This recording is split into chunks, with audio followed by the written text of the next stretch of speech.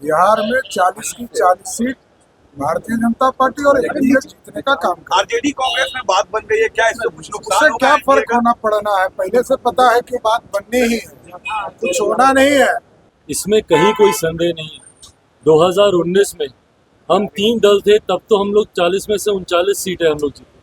आज की तारीख में हम लोग 5 दल हैं, 2 और मजबूत दल नामांकन में हम लोग गए हैं। जिस तरीके से माहौल है, लोगों में जो उत्साह है, ये अपने में दर्शाता है कि बिहार की 40 की 40, और ये सिर्फ बिहार का माहौल है, देश में भी 400 पार का जो लक्ष्य प्रधानमंत्री जी ने दिया है, उसको हम लोग सरलता से हम लोग पार करें। तमाम रणनीति हम लोगों की बन गई है।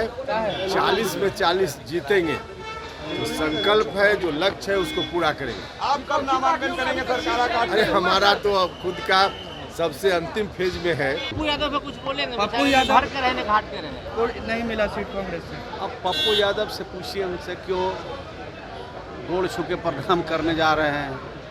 आशीर्वाद जब नहीं मिलता है तब दूसरी तीसरी तरह की बात बोलते हैं। कांग्रेस अपना अस्तित्व को खो चुकी है। क्षेत्रीय पार्टी राजद के सामने आत्मसमर्पण कर चुकी है। नमस्कार, आप लाइव बिहार देख रहे हैं। मैं हूं राज मोहन तिवारी। देखिए, बिहार में लोकसभा चुनाव को लेकर एनडीए ने कमर कस ली है और पहले चरण के लिए जिन 4 सीटों पर चुनाव होना है, उसके लिए आज आखिरी तारीख को एनडीए के 3 उम्मीदवारों ने नामांकन पर्चा भरा, जिसमें गया से जीतन राम मांझी, नवादा से बीजेपी के विवेक ठाकुर और जमुई से लोजपा रामविलास के अरुण भारती ने नामांकन पर्चा भर दिया है। और इन तमाम जगहों पर एनडीए के तमाम राजनीतिक दल के वरिष्ठ नेता मौजूद रहे। और जब नामांकन का यह प्रक्रिया खत्म हुआ तो वापस जब ये तमाम नेता पटना लौटे, जिसमें चिराग पासवान, सम्राट चौधरी, उपेंद्र कुशवाहा,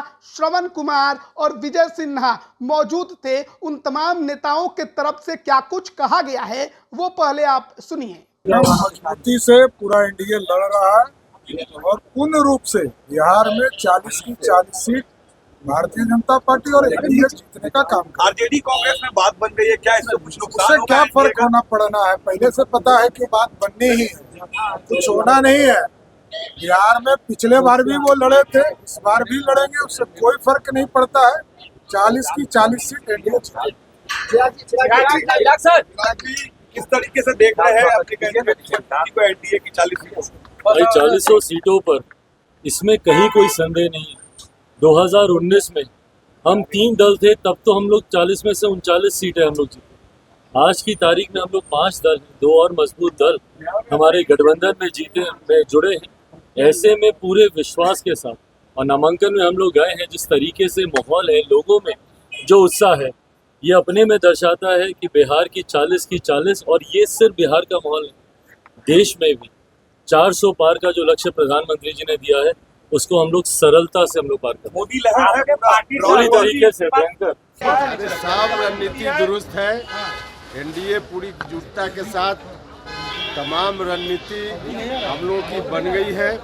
40 में 40 जीतेंगे। जो संकल्प है, जो लक्ष्य है, उसको पूरा करेंगे। आप कब नामांकन करेंगे सरकार? अरे हमारा तो अब खुद का सबसे अंतिम फेज में है, तो नामांकन करेंगे, डेट तय करेंगे, बता देंगे। आरजेडी और कांग्रेस में बात बन गई है, सीट शेयरिंग को लेकर क्या कहेंगे आरजेडी? अरे कुछ भी बन जाए, जनता के बीच उनकी बात नहीं बनने वाली है, इसलिए कोई चिंता की बात लेकर कहा जा रहा है। मोदी जी ने जो काम किया है देश के लिए, और बिहार के लोकप्रिय मुख्यमंत्री श्री नीतीश कुमार जी ने जो काम किया है, ये हर घर के लिए, हर बिरादरी के लिए, हर धर्म के लिए, हर मजहब के लिए काम किया है।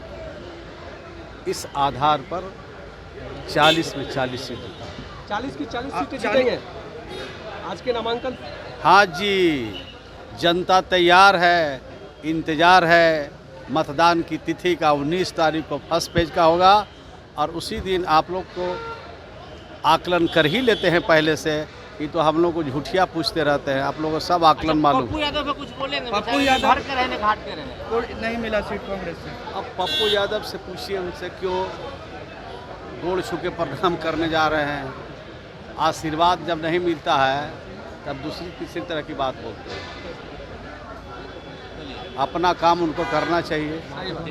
पूरे मोदी जी की गारंटी पर जनता को विश्वास है और मोदी जी की गारंटी विकसित भारत विकसित बिहार बनाने का है और जनता एक तरफा मोदी जी को ऊपर विश्वास कर करके एनडीए के सभी उम्मीदवार को जिताएगा। आरजेडी कांग्रेस में सीट शेयरिंग को लेकर कहा जा रहा है, बात बन गई, क्या लगता है इससे एनडीए को कुछ नुकसान होगा कुछ सीटों पर? देखिए, परिवारवाद और भ्रष्टाचारियों की जामात विश्वास खो चुका है, नीयत में खोट है, इसलिए वो सफल नहीं हो रहे हैं और जनता भी समझ चुकी है कि ये व्यक्ति परिवार से बाहर नहीं निकल सकता और जो परिवार के हित को सोचता है वो राष्ट्र का हित नहीं कर सकता। समझौता कर रही है, आरजेडी भारी पड़ रही है।